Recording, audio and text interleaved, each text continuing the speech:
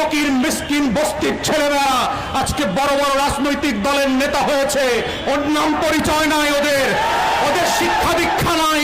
যারা সত্য চেনে না, যারা আজাদির লড়াই বোঝে না, যারা হাজার বছরের ইতিহাসের স্বাধীনতা সার্বভৌমত্ব বোঝে না, ওই সকল ক্লাউন গোলামরা আজকে বাংলাদেশের রাজনৈতিক দলের নেতা।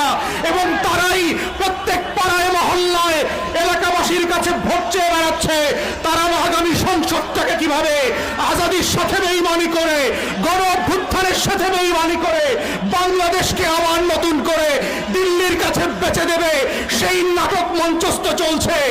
আমাদের বক্তব্য খুব পরিষ্কার, বাংলাদেশ 5ই আগস্টের অতীতে ফিরে যাবে না।